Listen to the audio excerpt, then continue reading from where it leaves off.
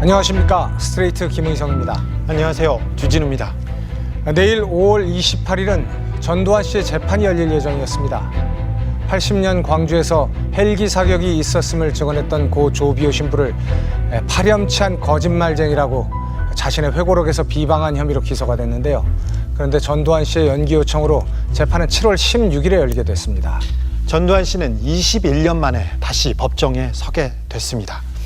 97년 4월 반란수계, 내란 목적, 살인 등의 혐의로 무기징역과 2,205억 원의 추징금을 선고받았는데요. 다시 판결을 받게 됐습니다. 역사의 심판은 아직 끝나지 않았습니다. 민간인 학살은 없었다고 주장하며 신군부에 맞서 싸우다 죽어간 광주 시민들을 폭도라고 왜곡, 조작했던 전두환 씨. 그런데 은폐 조작된 죽음은 이것만이 아니었다고 합니다. 이정신 양윤경 기자 나와 있습니다. 네, 말씀하신 것처럼 군사정권 당시는 은폐와 조작의 시대였습니다. 바틀갈드 농부가 간첩으로 조작돼 남영동 대고무실에 끌려가 고문을 받았고 억울하게 사형당한 사람도 한둘이 아니었습니다. 책상을 탁 치니 억하고 죽었다. 박종철 열사의 죽음도 그 당시였습니다. 네, 참으로 엄혹한 시절이었죠. 지금으로서는 상상할 수 없을 만큼 많은 사람들이 억울하게 다치고 죽었던 그런 세월이었습니다. 전두환 씨는 쿠데타로 권력을 잡은 반란군 수괴였습니다. 정당성이 아예 없죠. 그래서 그 정당성을 만들기 위해서 총과 칼을 휘둘렀습니다. 자신을 비판하는 시민들을 무자비하게 죽이면서 정당성을 국민들에게 강요했습니다.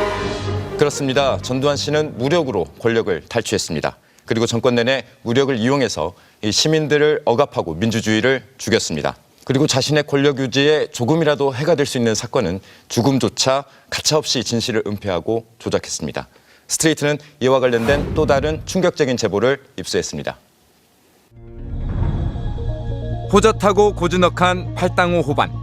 한쪽은 생태습지와 공원이 조성돼 있고 45번 국도가 들어선 건너편엔 아무 일 없다는 듯 자동차들이 내달리고 있습니다. 지금은 이렇게 평온하기만 한 팔당호지만 30여 년 전 이곳에서 포성과 굉음 속에 끔찍한 사건이 발생했다는 믿기 힘든 제보가 스트레이트에 들어왔습니다.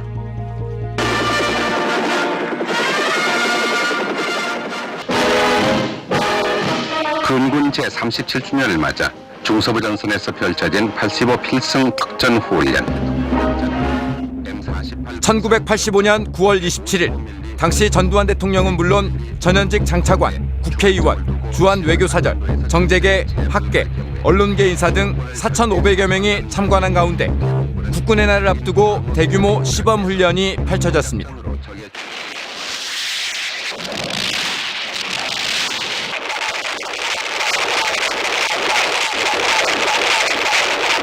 특전사 2,300명을 비롯해 육해공군, 주한미군까지 모두 3,500명의 병력이 참여한 건군 이래 최대 규모 시범훈련. 전투기, 공격 헬기, 수송기, 수륙 양용전차 등 당시 최신 병기들도 총동원됐습니다.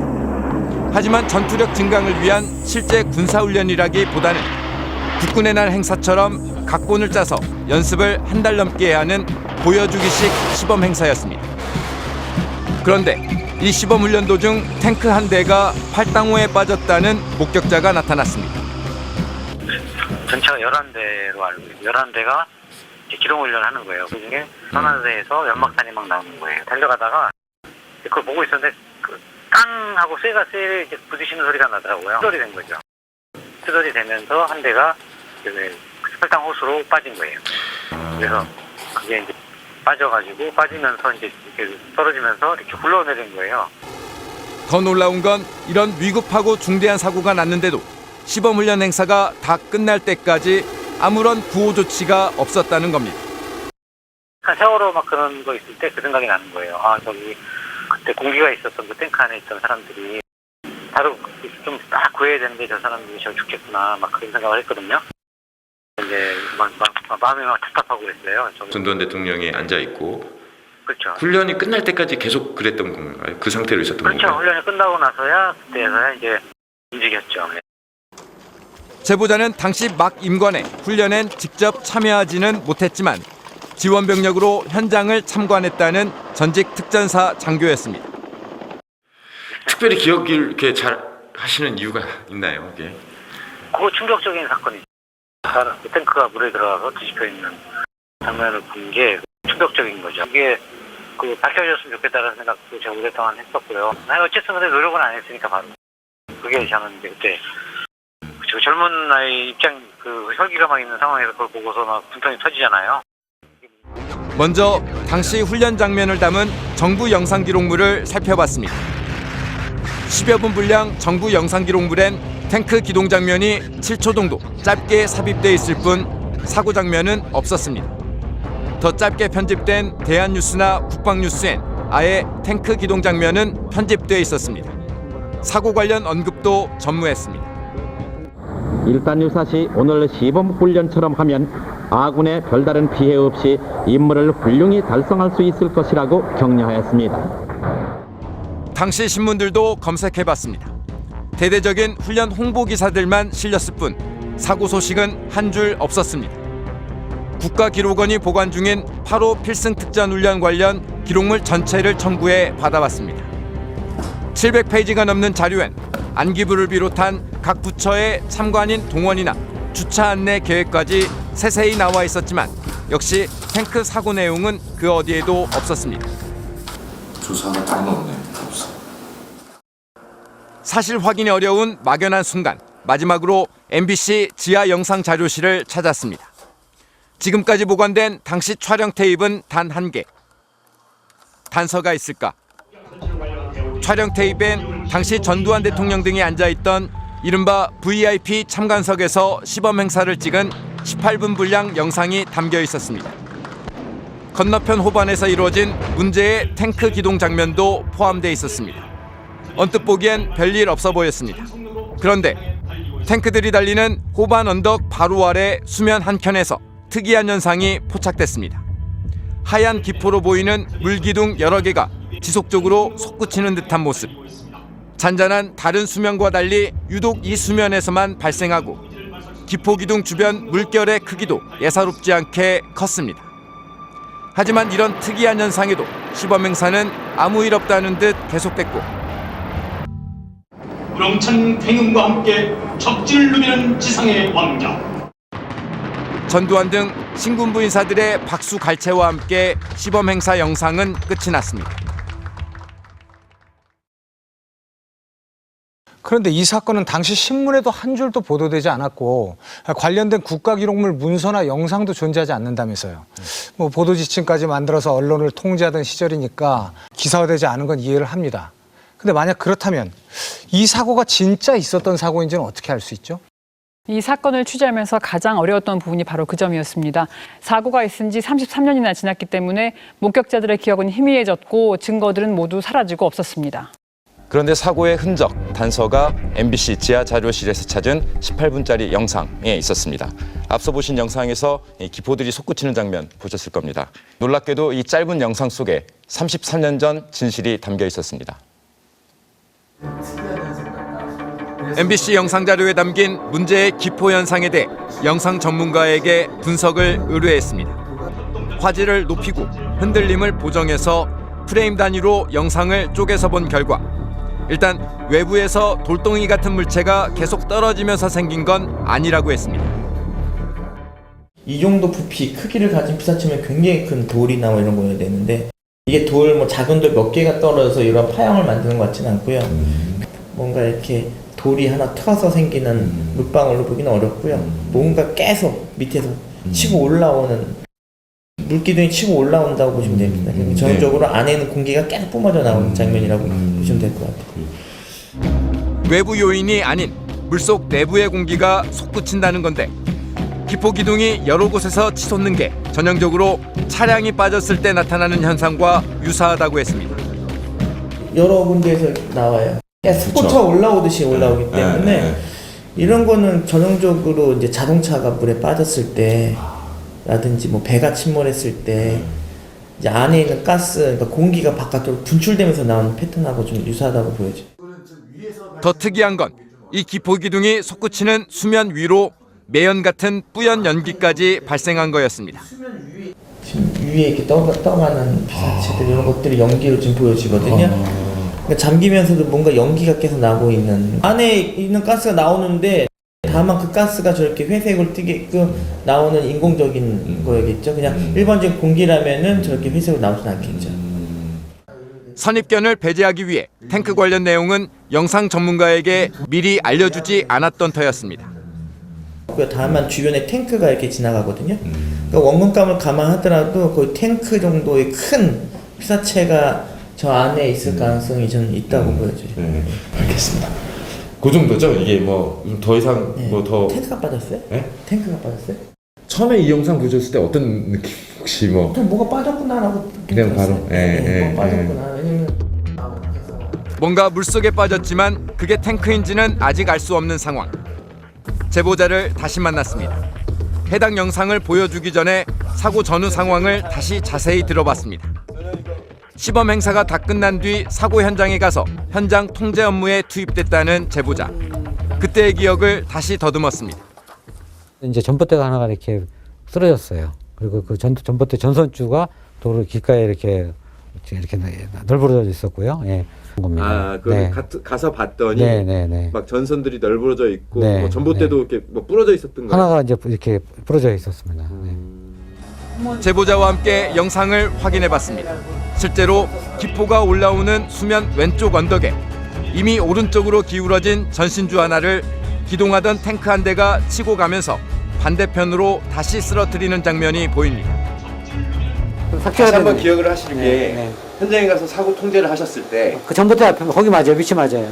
전봇대. 그래요? 예. 그 전봇대가 떨어진 지점에서 네. 탱크가 떨어졌었나요? 예, 제가 갔을 때 전봇대 한 대였거든요. 부러진 게 도로에. 그러니까 제가 이 전봇대 근처에 여기서 통제하고 있었어요. 전봇대하고 그 아까 수파가 올라오는 그 거리 정도 있잖아요. 네, 그거가 맞아요. 제 기억에. 그건 거의 정확하네요. 기억이. 탱크가 팔당호 물속에 빠졌다. 그리고 행사가 다 끝나도록 아무도 구하지 않았다는 제보자의 믿기 어려웠던 기억이 30여 년 전 촬영 영상과 함께 조금씩 사실로 복원되는 상황. 그 오래된 기억을 지금 다시 꺼내든 건 생명을 가벼이 대했던 정권에 대한 가슴속 여전히 묵직한 분노 때문이라고 했습니다. 보여주기 위한 훈련 상황인데 거기에서 이제 그 탱크가 물에 빠졌고 거기에 그 살아있는 생명이 4명이 그 안에 있지 않습니까? 그랬을 때 저는 그 사람들을 구조하는 것 자체가 가장 우선적이어야 된다라고 생각을 했는데 이제 그게 이루어지지 않았기 때문에 굉장히 안타까웠거든요. 예. 아무리 군대라고 하더라도 전쟁 상황도 아닌데 이렇게 사람의 목숨을 너무 가볍게 여긴 거 아닌가. 네, 저 18분짜리 영상이 33년 전 사고의 가장 확실한 목격자가 됐던 거네요. 그런데 영상을 찍었던 카메라 기자는 당시에 이 탱크 사고를 인지하고 있었던가요? 네, 지금은 퇴직을 하셔서 전화 통화를 했습니다. 이 탱크 사고를 봤거나 기포 현상을 의식하고 찍은 것은 아니다고 했습니다. 그러니까 이 탱크 기동 장면을 멀리서 당겨 찍었을 뿐인데 우연치 않게 이 문제 기포 현상이 포착된 거다. 그런 얘기입니다. 그런데 행사 취재가 다 끝난 뒤에 이 탱크가 빠졌다는 얘기를 들었던 것도 같다. 이렇게 말했습니다. 어렴풋한 기억이지만 이 제보 내용을 뒷받침하고 있었습니다. 사고였습니다. 그런데 사건이 됩니다. 탱크가 물에 빠져서 기포가 올라오고 있습니다. 생명이 숨쉬고 있었습니다. 그런데 그 광경을 수천 명이 쳐다봤습니다. 몇 명은 목격했습니다. 그런데 구하지 않았습니다. 사건이 됩니다. 세월호 참사하고도 똑같습니다. 국가는 구하지 않았습니다. 2014년에도 그리고 1985년에도 국민이 위기에 처했습니다. 그때 국가는 없었습니다. 네, 그런데 이상합니다. 이 수천 명이 지켜본 현장에서 사망 사건이 발생하지 않았습니까? 그런데 어째서 이제서야 이 사건이 세상에 알려지게 됐을까요? 유가족들 역시 가만히 있지 않았을 텐데요. 네, 이 사건은 단 한 번도 세상에 알려지지 않았습니다. 이 스트레이트에서 처음 취재에 들어간 사건입니다. 그래서 이 탱크 안에 몇 명이 있었는지 또 죽은 대원들의 소속과 이름이 무엇이었는지 정확히 알고 있는 사람을 찾기가 어려웠습니다. 만약 이 사건이 사실이면 분명히 유족들이 있을 테고 이들로부터 진실을 들을 수 있겠다 이런 생각이 들었습니다. 그래서 유가족을 어렵게 찾아 나섰습니다.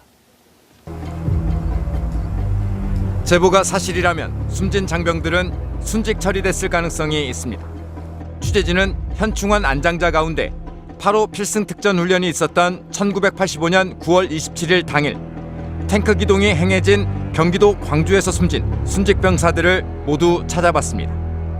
고은신 중사, 윤건표 중사, 안승국 병장 3명이 검색됐습니다. 24단 31 전차대대 모두 같은 부대원들이었습니다. 며칠 뒤 군 관계자로부터 고은신 중사의 33년 전 당시 병적 부상 본적지를 어렵게 알게 됐습니다. 이게 30년 전 주소인 것 같아요. 근데 이제 충남 금산군 찍힙니까? 그대로? 나와요? 집 주소. 그러면 글로 가시죠. 이게 옛날 주소여가지고 지금도 살고 계신지는 모르겠는데 일단 가서 주변 이웃분들한테 물어보고 없으면 찾아야 돼요.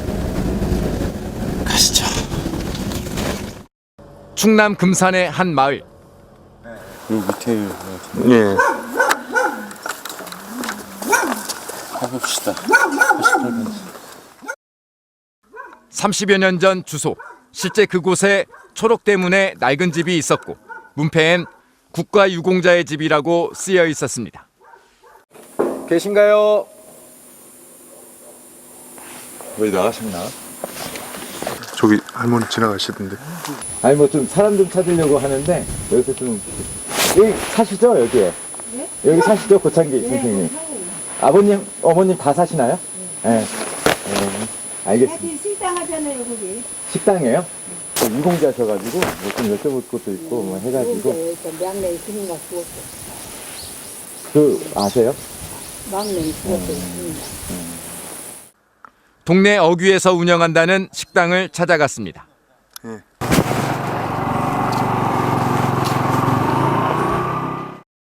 아버님 안녕하세요. MBC 이정신이라고 합니다. 안녕하십니까. 탱크 사고가 실제 있었던 건지 이분이 그때 숨진 병사의 유가족인지 정식 인터뷰 전 확인부터 해야 했습니다.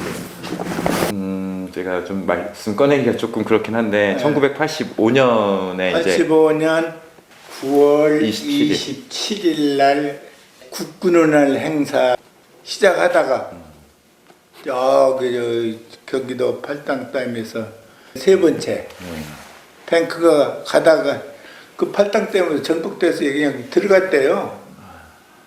그 사람들 얘기가 그래요. 들어갔. 모두 사실이었습니다. 숨진 고은신 중사의 아버지 고찬기 씨는 당시 고등학교 교사였습니다. 33년 전 사고 당일 고 씨는 수업 중에 고중사 소속 부대로부터 연락을 받았습니다.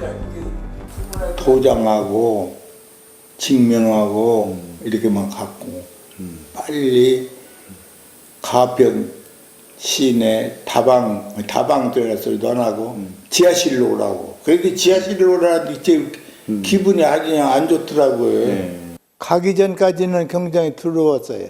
가보니까 다방 지하 다방이야. 가보니까는 소령하고 대위든가 하고 병장인가 이렇게 서히 앉았어요. 이렇게 나를 기다리고 있느라고. 영문도 모른 채 군인들에게 불려가는 일이 일상이던 시절 두려움 속에 청천벽력 같은 아들의 사망 통보를 받았습니다. 그 양반 얘기를 그렇게 오늘 행사 중에 사고가 났습니다. 그래서 12시경에 집결해서 보니까 그때는 고가사가 없더라고. 이 훈련하다가 났다고 하니까는 울컥하는 심정 그것뿐이었지. 나중에서 이제 12시경에 집결하고 보니까는 탱크 한 대가 없어서 그때서 알았다는데 뭐 아이고 그랬대 알았다 하는데 벌써 이미 사람은 이제 죽은 거지요 뭐. 하지만 이내 정신을 가다듬고 보니 군의 사고 설명이 영 납득이 되지 않았습니다. 굉장히 이제 속으로 혼자 의심을 한 거예요. 아시아 군 장비가 얼마나 좋고 뭐 한데 도하작전이라든지 뭐 이런 거 건네는 거라든지 뭐 이런 거면 사고 나면 바로 이양하고 그러는데 더군다나 그걸 몰랐을까 하는 그런 의심적은 있었어요. 그리고 곧바로 구조를 했다면 아들이 살았을 수도 있었다는 생각이 평생 아버지 고찬기 씨의 마음을 괴롭혔습니다. 발굴해서 바로 발견만 했으면 살았을, 인양을 했으면 살았을지 모르는데 나중에 집계라고 보니까는 탱크 한 대가 없어가지고 그때서 인양했다 이게. 그게 침수가 돼 물속에 들어가다 바로 물이 들어가는 게 아니에요. 그 안으로 공기가 있지. 그러면은 거기 대비가 돼 있을 거 아니에요. 대비가 그런 것까지 끌어내려고 그러면은 와서 인양해 놓으면은 살았을 건데. 그 이상 자세한 사고 경위도 사과 한마디도 듣지 못했다는 고 씨는 나중에 소속 부대에서 가져온 100여만 원 위로금도 돌려준 채 모든 걸 잊자고 체념했다고 합니다. 보면은 자꾸 울컥하면 생각나거나 그래서 잊어버리려고 뭐 앨범 이렇게 소지품은 같이 넣어줬어요. 그 사진도 이제 가져가 갖고서는 일부는 그 팔당댐 현장 거기서다가 버리고. 또 다른 유가족과도 연락이 닿았습니다. 고 윤건표 중사의 어머니. 안녕하세요. 저는 그 MBC의 이정신 기자라고 합니다. 어머니는 아픈 기억을 다시 떠올리기 힘들다며 정식 인터뷰는 사양했지만 당시 군 관계자가 순직 처리돼 국립묘지에 안장된 것만도 영광으로 생각하라고 했다며 사고 이유에 대한 설명도 없었고 사과도 할 줄 모르고 순직 병사와 유가족에게 무례했다고 전했습니다. 나머지 한 명 안승국 병장의 유가족도 보훈처를 통해 접촉을 시도했지만 끝내 연락이 닿지 않았습니다. 이해하기 어려운 자식의 죽음에 대해 유가족들은 당시 언론사에든 관계기관에든 대놓고 호소할 분위기가 아니었다고 했습니다.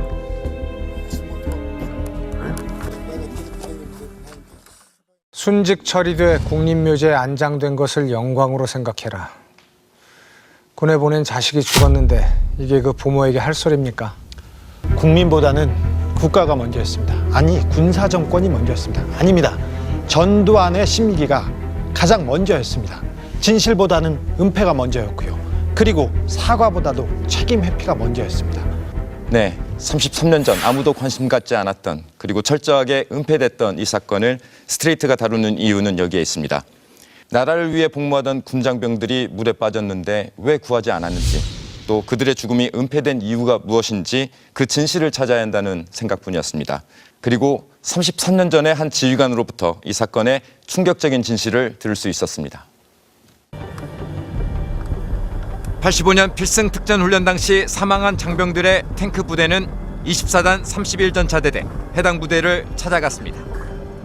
당시 사고 전차 기종인 M48 탱크는 1990년대부터 신형 탱크들로 모두 교체돼 남아있는 게 없었습니다.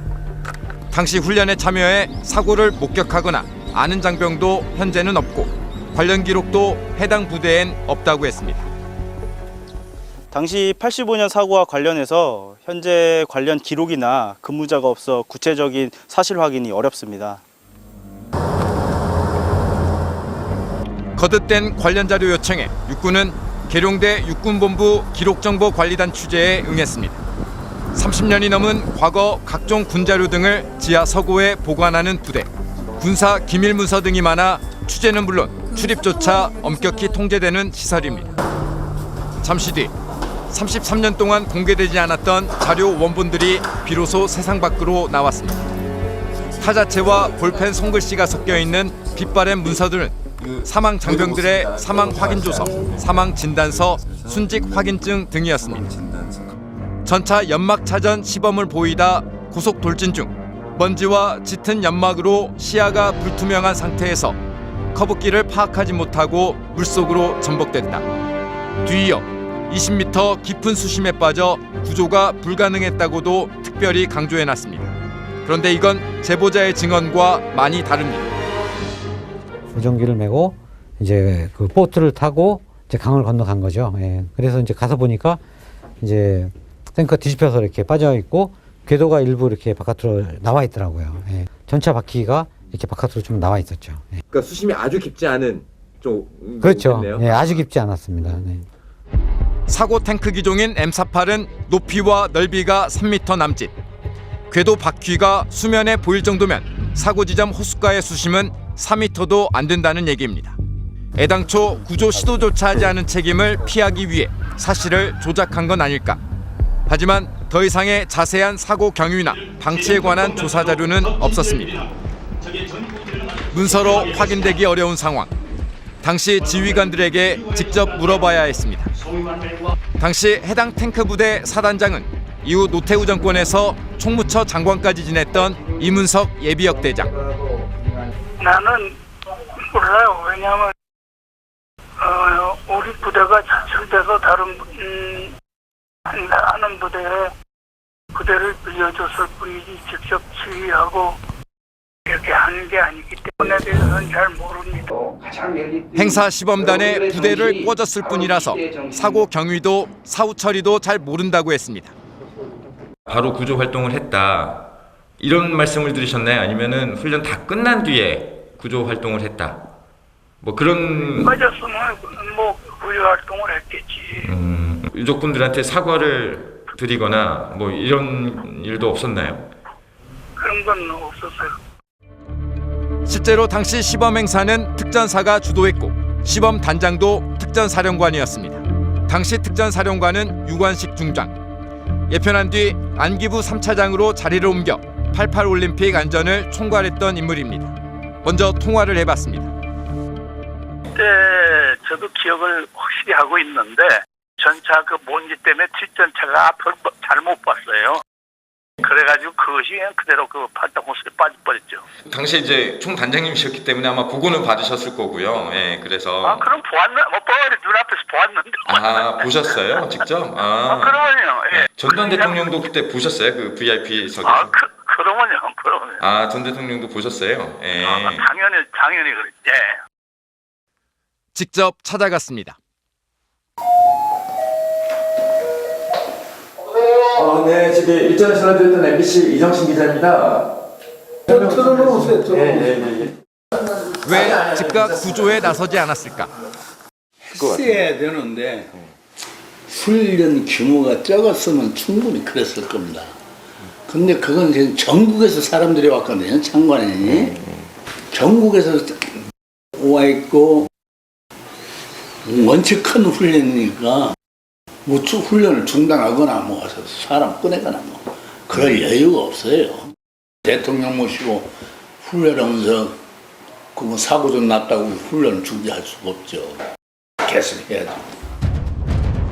대통령이 직접 보고 있는 정권 차원의 시범 행사 진행이 숨져가는 병사들에 대한 구조보다 먼저였다는 겁니다.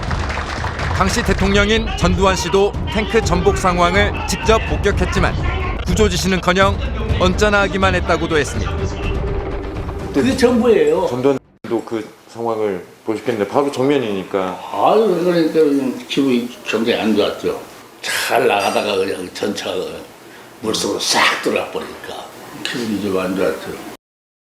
끝까지 기분이 안 좋아서 나갔어요. 사고가 벌어지면 야, 빨리 가서 구해라 라고 얘기했을 법한데 전두환 당시 대통령 그런 얘기가 없었나요? 그게 없었어요. 내가 옆에 있었으니까 아는데 뭐 그 훈련 중지를 해야죠. 그거 꺼내더라면. 그러니까 내버려뒀어요. 그래가지고 안타까워하거나 그런 게 아니라 그냥 좀 언짢아했다. 네, 기분 나빴죠. 잘 되는 훈련을 갖다가 지금 망치셨다고. 당시 대통령인 전두환 씨가 탱크 사고를 직접 목격했는데도 아무런 구조 지시도 하지 않았고 오히려 언짢아했다는 증언과 관련해 전 씨 측의 반론과 해명을 듣고자 자택 방문도 시도하고 취재 협조 공문도 보냈지만 지금까지 답이 없습니다. 지난 33년 동안 대전 현충원에 나란히 안장돼 있었던 순직 탱크 장병 3명의 비석엔 그저 1985년 9월 27일 경기도 광주에서 순직했다는 비문만 새겨져 있습니다. 군 장병의 생명 구조보다 행사를 망친 것에 언짢아했다. 이게 도대체 인간이 할 수 있는 생각입니까? 저는 아니라고 생각합니다. 고은신 중사, 윤건표 중사, 안승국 병장, 죄송합니다. 안타깝고 억울한 죽음을 너무 늦게 알았습니다. 지금이라도 진실이 밝혀질 때까지 끝까지 취재하도록 하겠습니다. 군에서는 항상 이렇게 얘기합니다. 국가를 위해서 희생했다. 국가를 위해서 목숨을 바쳤다. 이 한마디로 유가족들을 그리고 국민들을 협박하던 시대였습니다. 불과 30년 전이었습니다. 전두환 시대였습니다. 그런데 더욱 충격적인 사건이 있었습니다. 쉽게 조작하고 은폐한 국가와 권력을 상대로 아들이 그리고 남편이 왜 죽었는지 이유만이라도 알아야겠다며 아무런 힘이 없는 유가족들은 수십 년을 싸워야 했습니다. 특전사를 포함해 군인 53명이 숨진 사고입니다. 전쟁도 아닌 평시에 이렇게 많은 군인이 숨진 사고는 아주 드물 겁니다. 그리고 이 사고에도 전두환 씨가 그 중심에 있었습니다.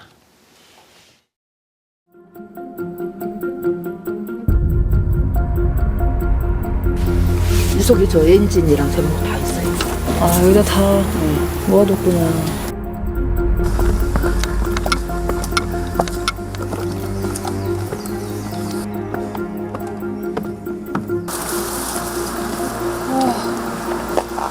계곡으로 계단을 따라 내려오면 계곡으로 저기 계곡에 서 있어요. 동선을 찾아봐야 저쪽 동선을. 그 맞은편 동선을. 저기다. 나라를 위해서 군인이 되긴 됐는데 1982년 2월 5일 오후 3시 15분 제주공항으로 향하던 C-123 수송기가 착륙 5분 전이라는 마지막 교신 직후 한라산 1100m 고지 바위에 충돌한 뒤 바로 계곡으로 추락했습니다. 특전사 46명을 포함한 탑승자 총 53명, 전원이 숨졌습니다. 이 수송기는 사고 2시간 전 성남 서울공항에서 제주를 향해 날아올랐습니다. 특전사 중에서도 최정예인 특전사령관 직할 대테러 부대, 부대원 350여 명을 나눠 태운 수송기 8대 가운데 4번째 비행기였습니다.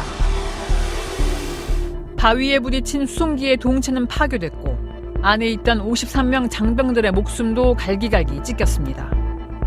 확 추락해서 확 방에서 폭발하니까 아마 거의 다 전사한 거고, 전사한 시신들이 폭발에 의해서 2차, 3차 다 훼손된 거야. 그러다 보니까 뭐 그냥 사실상 참 뭐 나무 가지라든지 뭐 이런데 뭐 그냥 시신 사실상 누가 누군지 구분이 안 돼. 그 시신만도 뭐 일로 잘리고 일로 잘려서. 특전사와 공군 53명이 몰살된 초대형 사고. 이틀 뒤 신문엔 맨 뒷장 사회면에 단순한 사고 기사로만 소개됐습니다. 대침투 작전 훈련 중 사고가 발생했다는 국방부의 발표 내용을 그대로 전달한 기사였습니다. 대침투 작전, 즉 간첩 잡는 훈련을 하러 가다 순직했다는 말입니다. 그리고 이것을 끝으로 이 사건은 세상에서 사라집니다. 기사는 한 번도 안 나왔어요. 이거에 따르는 기사는 한 번도 안 나왔어요. 사진도 한 장도 안 나오고 한 번도 안 나왔어요. 350명의 특전사 장병들은 그날 정말 간첩 잡는 훈련을 위해 제주도로 수송됐을까?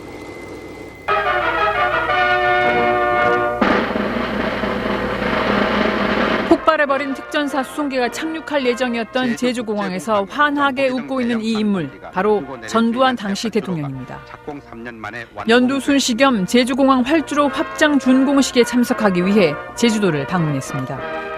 전두환 대통령은 새 활주로 준공식에 참석해서 개통 테이프를 끊고 관계자들을 격려했습니다. 새 활주로에는 기획의 착륙 장치가 설치되어 있어 나쁜 기상 때문에 비행기가 뜨지 못하는 일이 크게 줄어들게 됐습니다. 이 소식을 전한 신문입니다. 일면에 전두환 대통령의 제주공항 방문 소식이 사진과 함께 자세히 실렸습니다. 전 대통령이 준공식에 참석해 격려했다. 개통 테이프를 끄는 뒤 승용차로 활주로를 시험 주행했다고 돼 있습니다. 그런데 이 신문은 바로 53명의 국군 몰살 사건을 이틀 뒤 맨 뒷장 사고 기사로 처리했던 바로 그 날짜의 신문입니다. 스트레이트는 이 두 사건의 관계를 최근 확보한 증언을 통해 확인할 수 있었습니다. 당시 순직 장병들과 함께 작전에 투입됐던 특전사 예비역 이장락 원사. 사고를 당한 비행기를 탔다 이륙 직전 다른 비행기로 옮겨 타 운명처럼 죽음을 피했습니다. 비행기가 예비기가 한 대 더 나왔으니까 내리라고 그래서 제가 이제 그때 내렸어요. 저를 포함해서 이제 8명이 내려서 맨 마지막 비행기에 타고 갔었어요. 그런데 이 원사는 처음 탔던 수송기에서 내리기 직전 자신들이 동원된 이유를 똑똑히 들었다고 밝혔습니다. 내리기 전에 그 비행기 안에서 이제 브리핑을 했었어요. 이제 가는 목적을. 제주공항에 보잉 747기가 착륙할 수 있는 활주로를 4km짜리 활주로를 준공식을 했었어요. 준공식 겸 전두환 대통령이 연두순시를 내려간다고 그래서 저희들이 이제 그 경호 작전을 내려간 겁니다. 봉황새 1호 작전이라 해서 경호 작전을 내려간 거죠. 봉황새 1호, 바로 대통령입니다. 전두환 씨 한 명을 경호하기 위해 봉황새 1호 작전이라는 미명 아래 특전사 수백 명이 제주도로 보내졌다는 것. 그러나 수송기 추락사고 직후 이 작전 명칭은 처음부터 없었던 듯 사라지기 시작합니다. 당시 특전사령관 박희도 씨가 기체가 발견되지도 않은 사고 다음 날 아침 8시 45분 대대장에게 하달한 첫 메시지입니다. 제목, 훈련 명칭 변경. 근본 훈련을 동계 특별훈련으로 부르기로 했다며 전 장병에게 주지시키라고 돼 있습니다. 동계 특별훈련, 즉 간첩을 잡기 위한 대침투 훈련으로 바꿔친 겁니다. 저희들이 이제 경호 작전을 가서 이제 뭐 2박 3일 정도 간다고 처음에 이제 그렇게 얘기를 했다가 이제 저희들이 그럼 2박 3일 끝내고 올라와야 되지 않습니까? 올라와야 되는데 그러면 대침투 훈련으로 해서 2월 25일까지 20일간 그 훈련을 하고 올라와라. 그렇게 해서 바뀐 거로 이제 참모장이 그렇게 대침투 훈련으로 바뀌었다고 그렇게 이야기를 하더라고요. 그래서 이 사고와 전두환 대통령과의 관련성을 차단하기 위해 대침투 작전이란 일상적인 훈련으로 둔갑시킨 겁니다. 그리고 이 명칭이 현재 장병 사망 보고서에 남아있는 이 사고 관련 육군의 공식 작전명입니다. 그런데 봉황새에서 간첩으로 목적이 뒤바뀐 이 작전은 애초부터 있어선 안 될 명령이었습니다. 그날 한라산은 육안으로도 앞이 잘 안 보일 만큼 날씨가 험했던 상태. 항공기의 시야 확보는 사실상 불가능했습니다. 착륙 5분 전이라고 그러는데 뭐 밖에 전혀 안 보였어요. 아주 악천후라고 보지. 이 아마 비행기는 이 한라산에는 도저히 오면 안 될 날씨였지. 앞도 안 보이고 눈보라 계속 치고 하니까. 숨진 부조종사의 부인이 쓴 진술서에서 인용된 작전 참가 공군의 말에서도 그날의 기상 상태는 확인됩니다. 당시 비행기를 조종하셨던 소령님께서도 비행기를 탔어도 이번같이 어려운 조종은 처음이었다. 내리니까 온몸이 땀으로 젖어 있었다. 눈 때문에 앞이 안 보여 꼭 죽는 줄 알았다고 제게 말씀해 주시더군요. 특히 유가족들은 청와대도 이 사실을 알고 있었다. 그럼에도 장병들을 사지로 몰아넣었다며 사건 7년 뒤인 1989년 전두환 전 대통령과 박희도 전 특전사령관을 살인 혐의로 고소했습니다. 이륙하기에는 너무나 악조건의 기후이고 2차에 걸쳐 이륙 불가능을 청와대에 건의하였으나 강력한 명령에 의하여 특전사령관은 위험한 사실을 알면서도 탑승시켜 한라산에서 추락함으로 고귀한 생명을 전두환 씨에게 바쳐지는 제물로 죽인 것입니다. 전두환 이 사람 하나 때문에 도대체 얼마나 많은 사람이 죽은 겁니까? 그런데 이 사람은 여전히 잘 살고 있잖아요. 전 정말 화가 납니다. 그런데 유가족이 이 고소한 사건은 어떻게 그 결과가 진행됐습니까? 예상하시겠지만 결과를 들으면 더 화가 나실 것 같습니다. 검찰은 3년간 수사한 끝에 살인 혐의에 대해 혐의 없음 처분을 내렸습니다. 이런 결정을 내린 것은 전두환 정권 바로 다음인 노태우 정권 때였습니다. 노태우 씨는 전두환 씨의 육사 동기입니다.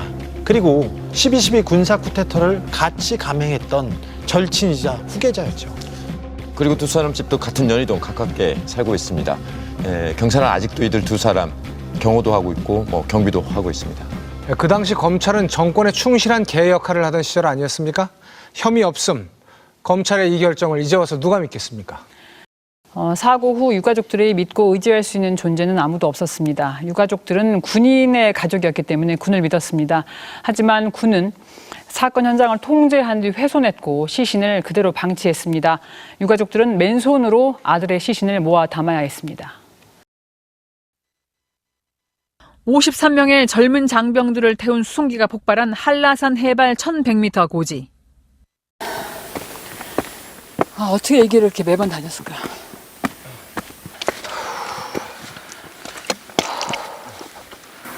저기다.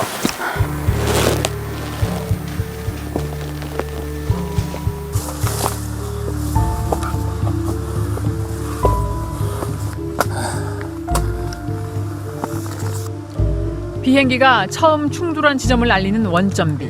그러나 이 비석은 유가족이 원한 것도 숨진 장병들을 위한 것도 아니었습니다.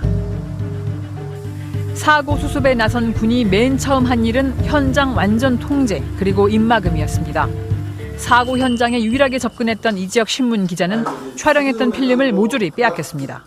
그때 그렇게 많이 찍었는데 뭐 그 당시에 이제 회사에서 그 사장이 그 필름 가져오라고 특전사에다가 그건 중요한 자료니까 줘야 된다고 해서 이제 가져오라고 한 거죠. 사고 현장 길안내를 맡았던 청원 경찰에겐 영원히 입을 다물 것을 요구했습니다. 양 선생님 혼자밖에 민간인은 본 사람이 없습니다. 절대 어디 가서 발설을 하시면 안 됩니다. 혼자만 알고 계십시오. 죽을 때까지 가져가야 됩니다. 다 얘기를 하더라고요. 아들과 남편이 왜 죽어야 했는지 알지도 못한 채 제주도로 내려온 유가족들조차 몇 달 동안 접근이 원천 봉쇄됐습니다. 거기 올라간다 그러면 군인들이 어디서 그렇게 소식을 잘 듣는지 못 올라가게 쫓아와. 금방 쫓아와요. 막 막아요. 접근도 못 하겠어요. 왜 이렇게 철저히 막아섰을까? 외부의 발길을 통제한 채 군이 추락한 수송기를 안에 있는 시신과 함께 수차례 폭파시켰다는 증언이 나왔습니다. 공군 EOD에서 나와가지고 공군 폭파팀에서 나와서 그 폭발을 3회에 걸쳐서 폭발을 시켰어요. 비행기를. 사고 난 지 이틀 뒤 사고기 발견 바로 다음 날이었습니다. 7일 날 오후 늦게 아마 폭파가 된 것 같아요. 눈이 거의 한 1m 가까이 쌓여 있는 상태에서 폭발을 해버리니까 이게 다 날아가지 않습니까? 전두환 전 대통령의 경호작전 중 벌어진 대규모 인명사고. 정확한 사고 조사를 하기도 전에 현장부터 훼손한 겁니다. 사고 나흘 뒤엔 서울 국립묘지에서 합동 연결식까지 일사천리로 진행됐습니다. 어느새 화장해갖고 무슨 단지에다가 다 그 유골을 함해갖고 앞에 쫙 연결시켜는 다 해놨더라고. 기가 막히더라니까. 그 속에 모래 한 줌씩이나 넣나? 거기 모래라도 갖다 놨으면 피 한 방울이라도 묻은 거 놨으니까 다행인데 제가 그냥 맨 항아리 묻지는 않았나 뭐. 유가족이 처음으로 현장에 접근한 건 제주에서 열린 사고 100일째 바로 다음 날이었습니다. 감시하던 군인들을 따돌리고 몰래 산을 올라 마침내 현장에 도착한 유족들. 그곳에서 그들이 목격한 건 산산이 흩어져 있는 파괴된 기체 그리고 훼손된 시신들이었습니다. 이 밑에는 어디로 갔는지 없고 이 위로. 그땐 추우니까 이게 안 상하고 그대로 있는 거예요. 그러니까 이렇게 묶은 거에 해서 요 무릎 이 위에는 없고 여기까지. 어느새 뒤따라온 군인들은 시신 일부라도 거두려는 유가족의 절박한 손마저 끝까지 막아섰습니다. 못 파게 하는 거예요. 그게 통해요? 안 통하지? 막 팠어요. 아버지들이. 파니까 해군 최대령이라는 것밖에 모르겠어. 나 명령이다 파지 말고 발로 거기에 탁 밟는 거예요. 그게 통해요? 안 통하지? 그게 파보니까 유골이 나왔어요. 시신을 수습하기 위한 유가족들의 고단한 산행은 그 뒤 30년 동안 이어졌습니다. 전두환 전 대통령과 박희도 전 특전사령관을 살인 혐의로 고소한 고소장엔 그 기막힌 과정의 일부가 담겼습니다.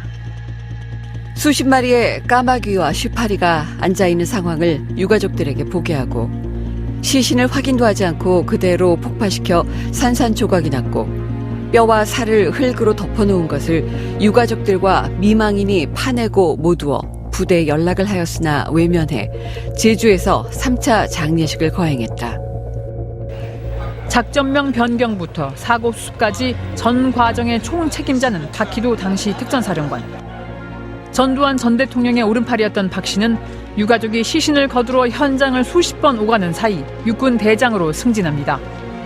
그리고 전두환 대통령 퇴임 2년 전인 1985년 육군 참모총장 자리까지 올랐습니다. 순직한 장병들을 기린다는 충혼비엔 이런 박희도 씨가 손수 지었다는 시가 새겨져 있었습니다. 내가 죽음으로써 네가 죽은 두기르가 살고 조국은 지켜지리니 검은 베르는 죽어서 영원히 산다.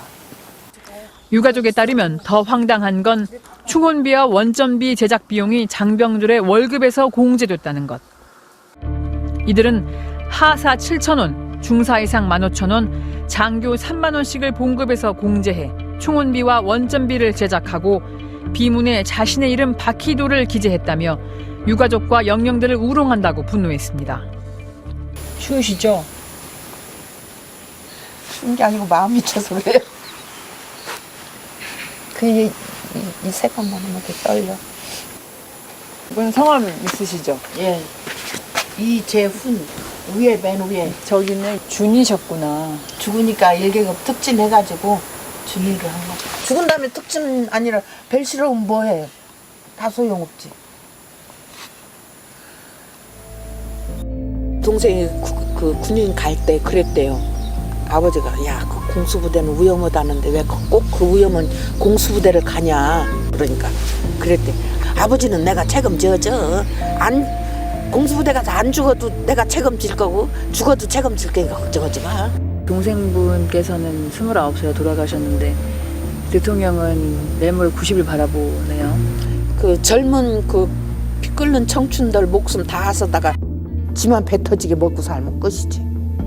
저 때문에 그렇게 됐는데. 정말 보고 있기가 너무 힘드네요. 5공화국은 광주 시민들의 피를 밟고 세워진 정권 아닙니까? 그런데 권력을 유지하는데도 정말 많은 피를 흘렸군요. 그리고 아무도 처벌받지 않았고요. 오히려 가해자들은 떵떵거리면서 더 잘 살고 있습니다. 네, 그중 한 명이 박희도 전 특전사령관입니다. 박희도 씨는 현재 한 보수단체의 대표로 있습니다. 박근혜 대통령 탄핵 국면 때 나라가 폭동 세력이 넘어가고 있다면서 탄핵 반대 집회에 나서기도 했습니다. 네, 박희도 씨를 만나기 위해 사무실로 찾아갔습니다. 하지만 반론도 해명도 필요 없다며 취재를 거부했습니다. 직원으로 보이는 분이 이 접촉 자체를 차단했고요. 그래서 전화를 했습니다. 자신은 사고 당일 일본에 있다가 부랴부랴 귀국한 기억밖에 없다. 이러면서 이 모든 질문엔 오래된 일이어서 기억이 안 난다. 이런 말만 반복하다가 전화를 먼저 끊어버렸습니다. 그들은 말합니다. 모두 조국을 위한 죽음이었다고. 그 조국이 전두환입니까?